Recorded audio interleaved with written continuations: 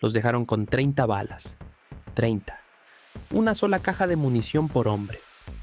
Y del otro lado del cerro venían camionetas llenas de gente con cargadores de 200, de 300 tiros, rodeándose el cuerpo con ellos como si fueran cinturones.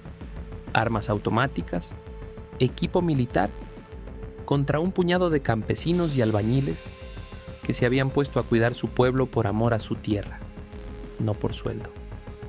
Eso es lo que pasó en Cebina, un pueblo pequeño, escondido en el corazón de la meseta purépecha en Michoacán. Un pueblo que llevaba años sosteniéndose solo, sin que nadie del gobierno subiera a preguntar cómo estaban. Y una noche de domingo, ese abandono les pasó la factura más cara que existe. 2 de los suyos no volvieron a casa. Lo que voy a contarte no es la historia de un decomiso. No hay un capo cayendo esposado al final. No hay un boletín triunfal de la autoridad. Es otra cosa. Es la historia de lo que ocurre cuando un pueblo entiende que el que tenía que protegerlo simplemente no va a llegar. Y decide, con piedras, con palos, con lo que haya, no dejarse. Antes de meternos de lleno, déjame decirte una cosa. Si este tipo de casos te importa, si quieres entender de verdad cómo funciona la seguridad en el México de hoy, y no solo quedarte con el titular de un día, suscríbete al canal ahora. Aquí reconstruimos cada operativo paso a paso, con los hechos y con las preguntas que casi nadie se atreve a hacer. Porque lo que le pasó a Cebina no es un caso aislado, y en los próximos minutos vas a entender por qué. Quédate, que esto apenas empieza. Vamos por partes. Cebina pertenece al municipio de Nahuatzen, en Michoacán. Es una comunidad indígena purépecha, de esas que llevan siglos en el mismo lugar, rodeada de cerros, de tierras de cultivo y de bosques con maderas finas. Y ahí está una parte del problema, aunque a primera vista no lo parezca. Esa madera vale, esa tierra vale, y donde hay algo que vale, en esa región, tarde o temprano, aparece el crimen organizado a querer cobrar, a querer controlar, a querer mandar. Desde septiembre de 2019, Cebina se rige por autogobierno. Eso significa que la comunidad tomó una decisión difícil: administrarse a sí misma, organizar su propia seguridad, no depender de los partidos ni de las estructuras que durante años sintieron que los ignoraban. Nombraron a los suyos para vigilar. Formaron una ronda comunal. Cuarichas, les dicen ahí. 19 hombres asumieron esa tarea. No eran policías de carrera. No eran militares. Eran, en sus propias palabras, campesinos y albañiles que un día decidieron sumarse por el pueblo. Gente que en la mañana trabajaba la tierra o levantaba una pared, y en la noche agarraba lo que tuviera para cuidar las entradas. Durante un tiempo funcionó. Hace aproximadamente un año ya habían vivido un susto parecido. Hombres armados intentaron entrar a la comunidad. Esa vez la ronda respondió, la comunidad se organizó, hubo una asamblea, se acordó qué hacer y no hubo muertos. El pueblo se tranquilizó, pensó que lo peor había quedado atrás y volvió a su vida, a sus cultivos, a preparar la fiesta patronal que estaba por venir. Pero el crimen no olvida los lugares que le interesan, solo espera. Y para entender por qué Cebina terminó en esta situación, hay que mirar un poco más allá del pueblo, hacia toda la región, porque Cebina no es un caso raro ni aislado. Es un eslabón más de algo mucho más grande que lleva años cocinándose en Michoacán. La meseta purépecha, donde está enclavada la comunidad, es de esas zonas que el crimen organizado codicia por razones muy concretas. Hay bosques con maderas finas que se talan y se venden. Hay tierras de cultivo. Hay caminos de montaña que sirven para moverse sin que nadie te vea. Y hay pueblos con poca presencia del Estado, lo que para un grupo criminal significa terreno fácil de controlar. Extorsión, cobro de piso, control de rutas, disputa por los recursos naturales. Ese es el paquete que llega cuando el crimen decide que un lugar le interesa. Y a los pueblos purépechas de la región les ha tocado vivirlo una y otra vez. Michoacán es quizá el estado donde mejor se ve esta historia, de pueblos que se arman porque sienten que no les queda de otra. Todo esto tiene raíces que se remontan a más de una década atrás, cuando surgieron los primeros grupos de autodefensa en la entidad. hartos de la extorsión y la violencia de los grupos criminales que dominaban entonces. De aquellos años quedó una lección que hoy se repite en Cevina. Cuando la gente siente que la autoridad no llega, o peor, que la autoridad mira para otro lado, termina agarrando las armas ella misma, no porque quiera, porque no ve otra salida. Y ahí está uno de los grandes dilemas de esta región, uno que conviene decir en voz alta. No todos los grupos armados comunitarios son iguales. Algunos son exactamente lo que dicen ser, vecinos defendiéndose. Pero a lo largo de los años, en Michoacán y en estados vecinos como Guerrero, se ha documentado que otros grupos que nacieron como autodefensa terminaron cooptados por el mismo crimen que juraron combatir, o se transformaron en fuerzas que empezaron a aterrorizar a los civiles que decían proteger. Es un caleidoscopio confuso, difícil de leer desde afuera. Por eso el caso de Cevina llama tanto la atención. Aquí no hablamos de un grupo con armas de alto poder señalado de nexos oscuros. Hablamos de campesinos y albañiles con 30 balas por cabeza. La desproporción es tan brutal que no deja lugar a dudas de qué lado estaba la fuerza esa noche. El referente más conocido de todo esto está a un paso de Cevina, en la misma meseta, Cherán. Ese pueblo purépecho se convirtió en símbolo nacional cuando decidió expulsar a los partidos, a la policía tradicional y al crimen, y gobernarse por sus propios usos y costumbres, con rondas comunitarias cuidando el bosque y las entradas. Cherán mostró que el autogobierno indígena podía funcionar, pero también mostró que tiene un precio: seguir siendo blanco.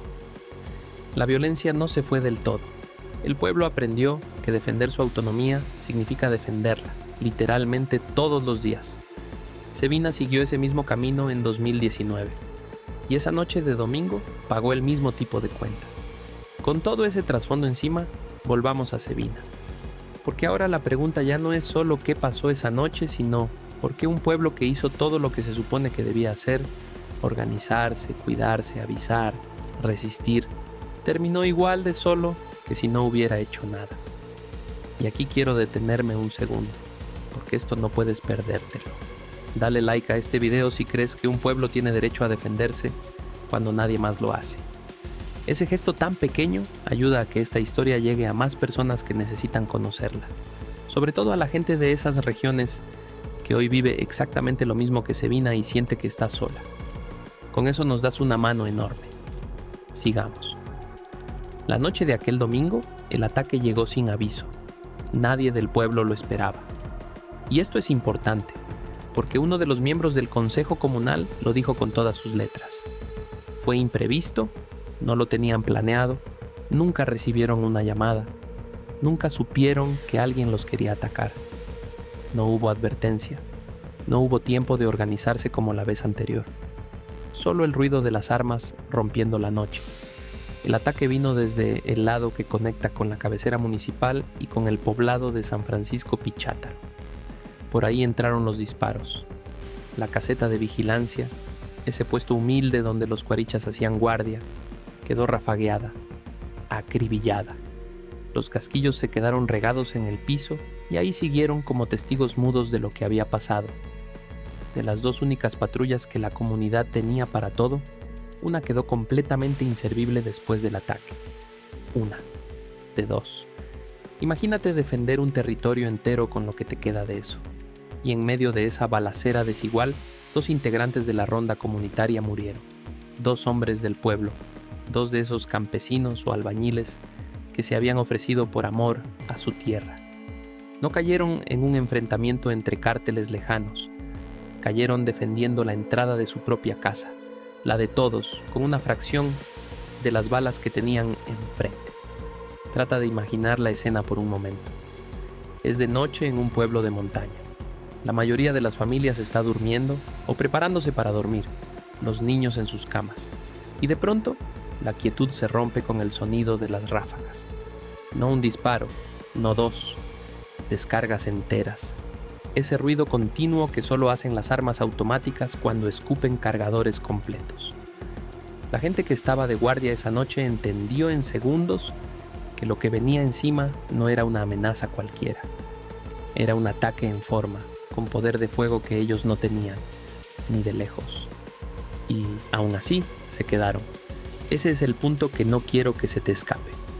Con 30 balas por hombre, sabiendo lo que enfrentaban, esos cuarichas no corrieron.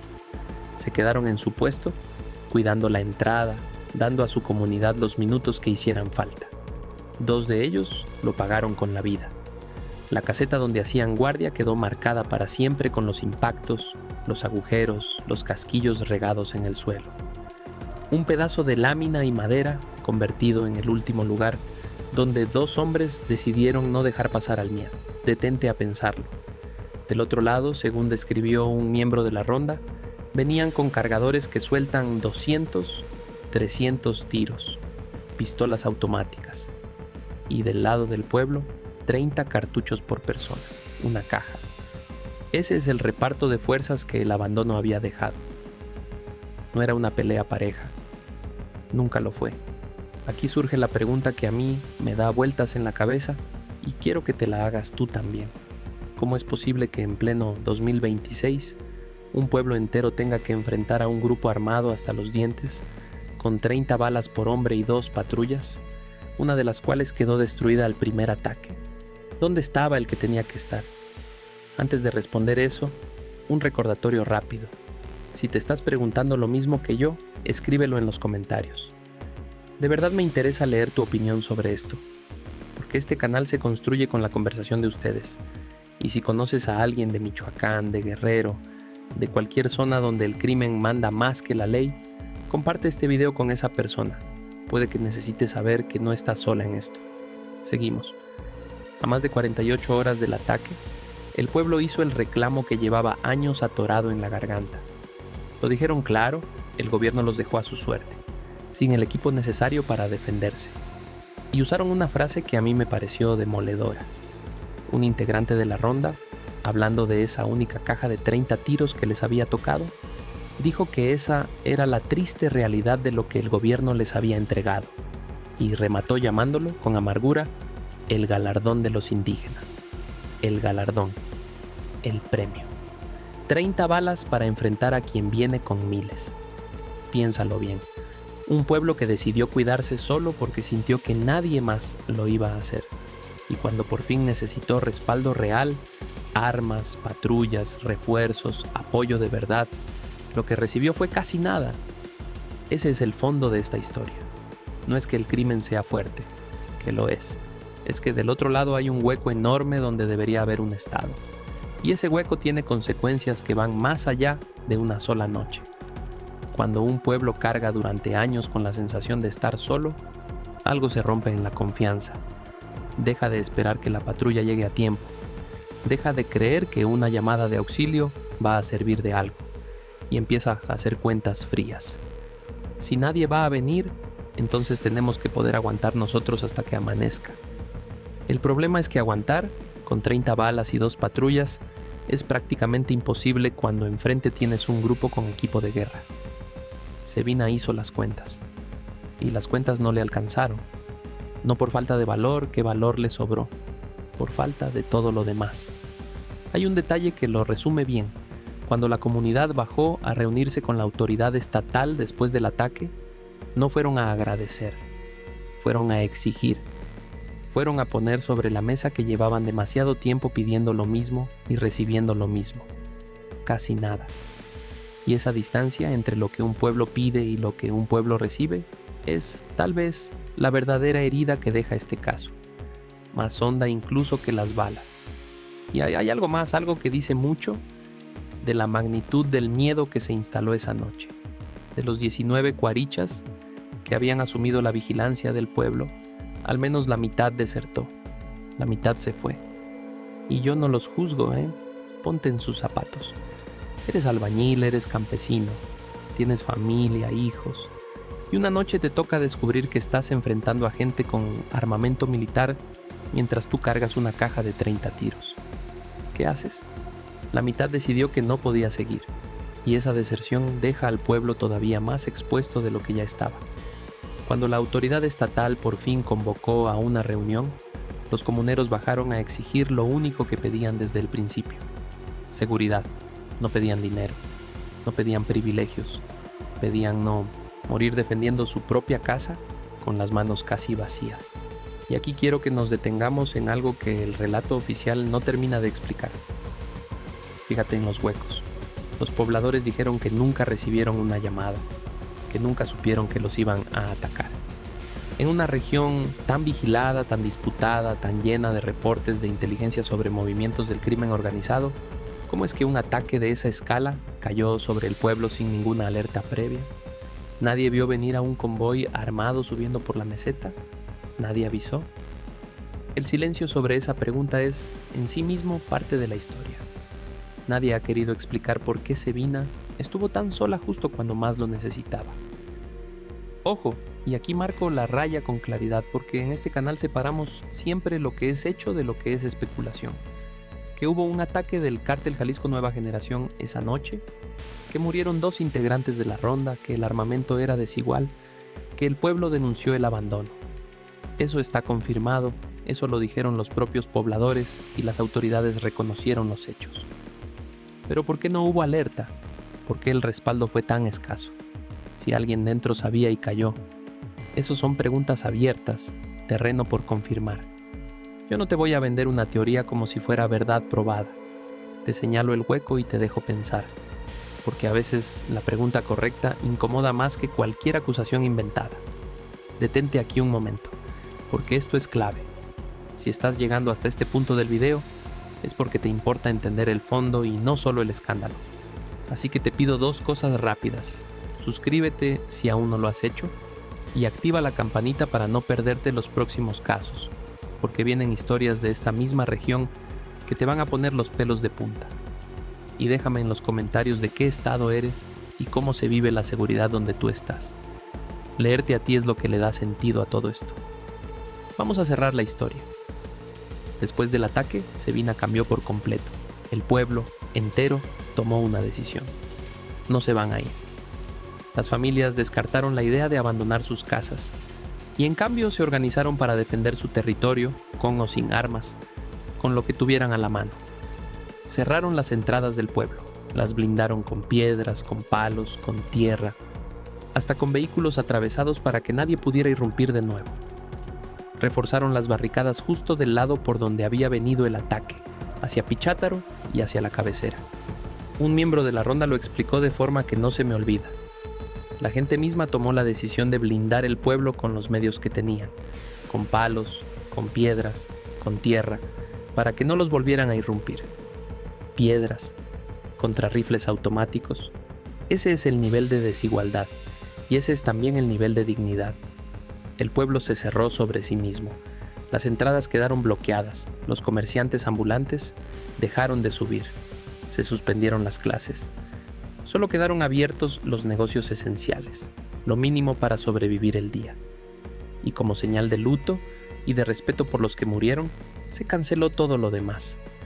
La fiesta patronal, que estaba por celebrarse, que llevaban tiempo preparando, se suspendió hasta nuevo aviso. En un pueblo purépecha, cancelar la fiesta patronal no es cualquier cosa, es decir, en voz alta, que hoy no hay nada que celebrar, que hoy toca cuidarse y llorar. Hoy en Sabina se respira miedo, pero también, y esto es lo que a mí me parece más poderoso de toda la historia, se respira indignación. Un pueblo asustado que aún así no agacha la cabeza, que en lugar de huir se atrinchera, que en lugar de esperar a un gobierno que no llegó, decide protegerse con sus propias manos. Y esa es al final la verdadera pregunta que deja este caso. No la de los cárteles, que ya sabemos lo que son. La incómoda es esta. ¿Cuántos pueblos como Sabina hay ahora mismo en México, sosteniéndose solos, con 30 balas y 2 patrullas, esperando una noche que rezan que no llegue? Sabina hoy es noticia, pero ¿cuántos no lo son y viven exactamente lo mismo en silencio? Yo no tengo la respuesta completa. Nadie la tiene del todo, pero creo que empieza por no voltear la cara, por nombrar lo que pasó, por preguntar dónde estaba el que debía estar, porque lo más fácil para todos sería que esta historia se olvidara en una semana, que Sabina volviera al montón de nombres de pueblos que salieron un día en las noticias y al siguiente ya no. Eso es exactamente lo que le conviene al abandono, que nadie recuerde, Que la próxima vez que un pueblo se quede solo con 30 balas, ya nadie se acuerde de que esto ya había pasado antes, y antes, y antes. El olvido es el mejor aliado de la impunidad. Y contra el olvido lo único que tenemos tú y yo es seguir contando estas historias, es seguir haciendo las preguntas incómodas, seguir diciendo en voz alta los nombres de los lugares que el resto del país prefiere no mirar. Sevina resistió esa noche, cerró sus entradas, enterró a los suyos, suspendió su fiesta y se preparó para lo que venga. Ahora la pregunta es si el resto de nosotros vamos a hacer nuestra parte, que es mucho más sencilla: no dejar que se olvide.